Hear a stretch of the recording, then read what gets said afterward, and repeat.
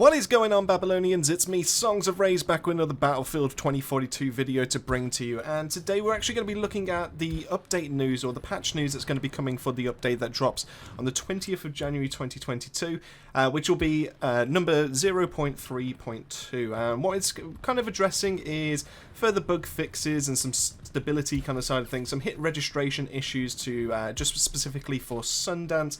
And we also have managed to get some kind of like update to Battlefield Portal so that, you know, it feels a bit more rewarding to be able to go and actually use that game mode. And there are a few other things that have been hinted, which will obviously drop towards the end, things like scoreboards and all that, but, you know, it's starting to shape its way into the Battlefield game that we kind of know and love. And, you know, I think it's a step in the right direction. It's clearly showing that they are listening to their player base, and things can only get better from here. So make sure you've dropped a like and a subscribe if you found any of this video informative or any like helpful in any kind of way. And without any further ado, let's get straight into it. So as we look at update 0.3.2, most of the general stuff is just primarily kind of like bug fixes and all that kind of thing. So some of the stuff I've managed to encounter myself in my games, I know a few of the people that have also had the exact same thing, but some of them are so specific that it makes me wonder how they actually managed to find it in the first place. So when it comes to general, they fixed an issue when leaving a party during matchmaking could make the game unresponsive.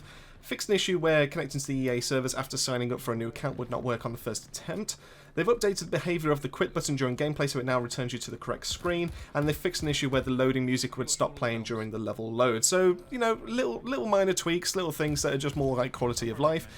So not much that's really kind of impacted too much when it comes to the game or the gameplay. So just pretty much generic kind of like stuff there. So as we move over to the soldier kind of side of things, or that's what they've classified it here, they fixed a rare occurrence where after landing with the wingsuit, hits wouldn't always register on some parts of Sundance's hitbox.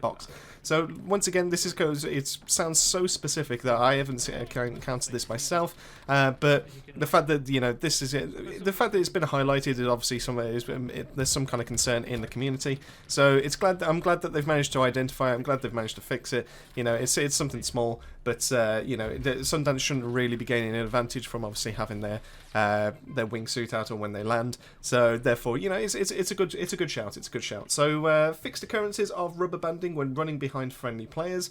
They fixed a rare issue that would cause you to be stuck in both an alive and a down loop. Now, I've encountered this one, and it's really, really frustrating because you can't click redeploy because you're technically dead, and you can't get revived, so no one can run over to be able to pick you up because you're considered both. You basically just see the consistent, like, reaching out with your hand, going back to the main screen, reaching out with your hand, going back to the main screen, reaching out for your hand, and it's so annoying because it means that you have to leave that game. You can't get out of it. There's no physical way to be able to get out of it. I would have been okay if they'd actually made it so that after so many times of that loop occurring, then it potentially just forces you to be able to respawn. But the fact that they've managed to fix it is a godsend. I think that's actually a really good change, and I think that's probably going to be one of the main things to actually focus on from this patch. They've also fixed a variety of issues when attached to ladders that would cause you to get stuck in a state where you would fly away or lose control of your specialist. Fixed an issue where soldier movement speed was impaired by nearby explosions that spawned craters. Fixed an issue where camera shake and audio for landing would unintentionally trigger when dropping from very small heights. Fixed an issue where weapons from a loadout crate would sometimes inherit ammo from the previously selected weapon. Now, this bug has been making its way around the community, so I'm kind of glad that they have actually fixed it, but it was very, very entertaining to know that you could have a gun that has 200 bullets in its magazine. You can do this for the PP-29, you could do this with, just anything really. So you could have pistols, you could have SMGs, you could have assault rifles, you could have shotguns if you really wanted to. You could have had a 12M auto with a 200 round magazine if you really wanted to, which sounds daft, but hey ho. I'm glad they've actually managed to address that, so that's one that should have really been fixed a little bit sooner than what we've actually had it done, but hey ho, it's done. And then fix an issue where being spotted when firing a weapon would spot you for too long.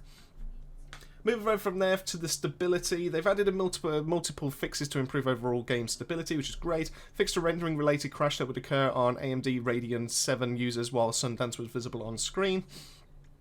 Including the weapons, sniper and soft lamp scope glints now show from a further distance, which is Yeah, it's, softline is here or there, but snipers to be able to. There was a few times where you couldn't pick up on the glints, especially with sniping in Battlefield. Normally, snipers tend to be from quite a distance away, and it just means that we're going to be able to spot them a lot easier now. When it comes to the vehicles, they fixed an issue where passenger weapons would no longer be in sync whenever the driver's turret would rotate, causing bullets to not register when firing at enemies.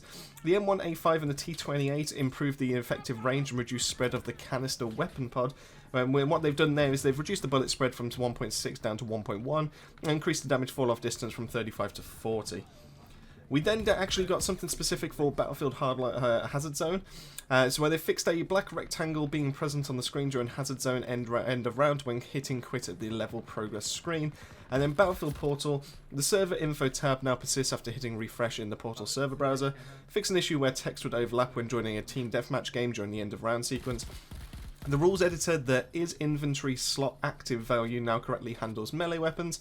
And lastly, the certain admin commands can no longer be spammed. So this is just purely what's coming in the patch that drops on the 20th, and overall it's nice quality of life. Obviously there's nothing that's been mentioned too much in terms of like content, there's nothing that's been mentioned in terms of anything that's really going to be bringing the player base back to the game, which is a bit of a shame, but we can't expect them just to turn it around just like that, obviously after seeing all the numbers kind of dwindling. So there's nothing there in terms of like content or anything to like bring the main player base kind of like running back. Don't get me wrong, it's great quality of life, it's great things that they actually did need to fix in the game in the first place, but we're not going to be seeing the player base rising to the heights of what it did when it first launched. But I know that kind of content we're expecting around about March time, so they've got a couple of months to be able to get this in a good enough state for until that new content kind of drops. And by the sounds of things, they are actually working on things to be able to actually make it so that it does feel like the Battlefield of old. And let's have a quick look into what features have been hinted at or what have been dropped so far.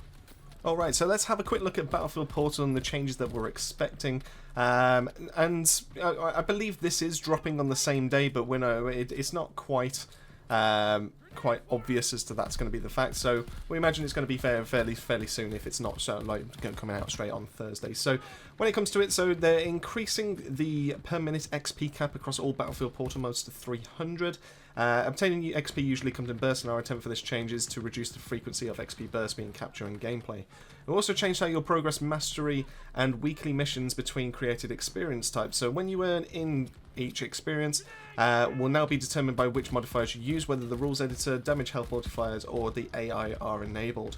Further improvements are planned for a future update, such as UI indicators showing if a creative mode will have progression restrictions. We'll let you know when they're ready to go. These changes will go live tomorrow with the 3.2, so it is actually dropping tomorrow on the 20th of the 1st, and let's have a quick look at the informatic that they've actually given us. So if you use Portal and you're using it for the Battlefield modes that are actually made by the game developers themselves, you will have everything coming your way. So that means we're looking at full player XP, we're looking at mastery XP for weapons and vehicles, and also including attachment unlocks. We're also getting ribbon XP, and we're also getting the weekly missions. But if you go to a custom experience, and what this means is you're allowed to use all modifiers except the rules editor, the AI, or the damage to health. That means that you're now facing a 300 XP per minute cap. Your weapon mastery XP will be up to rank 12, so you can't go any further than that. And then you will also be able to get weekly missions, so anything for ribbon XP will not be available. The last what they consider to be restricted means that you're using a custom experience, which drastically changes through the rules editor, the AI, or the damage to health, and that means all you're getting is the player XP cap, which is 300 XP per minute.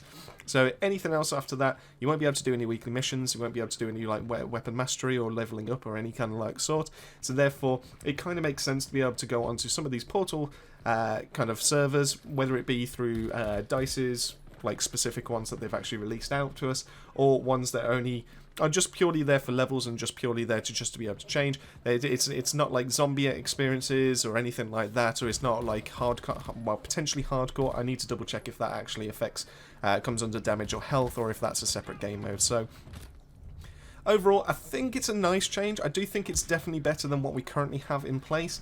And I kind of see what they're trying to do, because they are trying to stay away from the XP kind of farming servers, and I do think that is kind of detrimental to the experience of Battlefield 2042. But I do think it needs a bit more of a tweak, and hopefully that's something we'll see in the near future. The last thing that we've really had so far is the kind of like the new tease that's coming for the new scoreboard. So overall, we're actually getting quite a revamp with it, and what I mean by that is we're actually getting a lot of screen taking up with the scoreboard, and I think this is a good shout. I think what they're trying to do here is a good thing, and it's interesting to notice that they're pointing out what the stats actually hold in terms of points to be able to determine what squad or whereabouts you place on the squad leaderboard. So, for example, when it comes to kills, you're getting 2 points per kill on that. Any assists will be counted as 1, revives count as 2, captures of objectives count for 3, and defending an objective counts for 1. So, the scoreboard will break down all of that information for you to be able to show you what your score is currently, and it will also show your squad, and it will also show a few players that are nearby them. Now, obviously, if some members of your squad are very low down on the 128 player scoreboard, then it won't necessarily show where they are. But for example, in this example with Flying Squirrel, we're able to see up to the first 19 slots. And then, because Penguin Slayer 2042 is a little bit further down on the scoreboard, we're able to see a few people either side of them, so they're actually able to see what they need to be able to do, how close they are to other players, and you know, be able to move their way up the scoreboard. Now, I think this is a good way to be able to do this, and I kind of commend DICE in the way, because what they're doing is kind of avoiding the death kind of count. And you can still see deaths. Obviously, you've got your own personal deaths over on the left-hand side, but when it comes to actual like death counts, when it comes to the scoreboard, you don't necessarily need to know what the death count is for other players that are on the server with you. Now, if you're playing with friends, by all means, you can ask them, and you know you'll be in that kind of like voice chat, and obviously you'll be having a little bit of banter back and forth with that.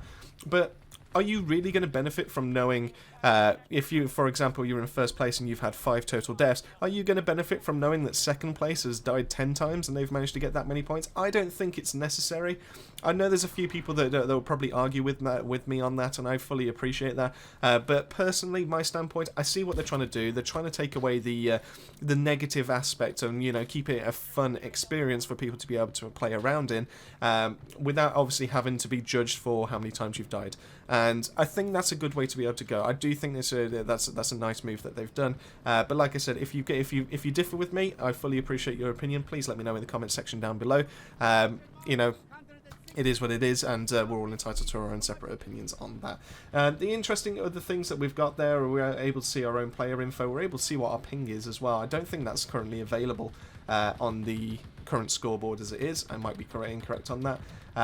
And we're able to see people's names as well. So overall, I think this is a nice change. I'm looking forward to them to be able to implement this into the current game, and they have said over time they are looking to be able to tweak the scoreboard. They are looking to be able to like maybe add, maybe take away a few features, and you know, it'll be interesting to see what they're actually planning with that. Maybe we will actually see a death count at some point if people are vocal enough and they actually want to see it, or maybe we'll see some other kind of categories being added in, and you know, maybe vehicle kills will actually count for less than actual infantry kills. I don't know. Maybe we'll just have to wait and see what that comes with when that scoreboard actually does go live. And for now, that's pretty much all we've got wrapped up for so far with the current update. Now, I would believe that we're going to be seeing something a little bit more from them now that they're coming back from their holidays. And I know that they got a little bit of hate for obviously being able to go on holidays, but let's be honest, everyone is entitled to having a little bit of a Christmas break. You know, this team has worked hard to be able to get a game out in time for Christmas, and you know, while we all kind of have differing opinions as to what current state Battlefield 2042 is launched in, I do think we need to be a little bit respectful of the fact that, you know, these are human beings at the end of the day. They are entitled to having a little bit of time off, and you know, they've worked hard to be able to try and get this right. So let's give them a little bit of appreciation for it. I'm sure they know full well, just due into their like refund numbers and the fact that they're, like, how much of an active player count they have, how many people are actually playing this right now, and that something's not quite right. So I imagine they will be straight on the case and making sure this actually does get up and running again. So thank you all so much for being able to watch till the end of this video. As always, we will be looking to be able to cover some more update news as and when we actually hear any more coming out for Battlefield 2042. We are still doing the gun guides, and those will be coming in the very near future as well. And that pretty much leaves me to say thank you all so much to the Babylonian family. Names are appearing at the end of the video as always. And keep yourself safe, keep yourselves well, and I'll see you all on our next video.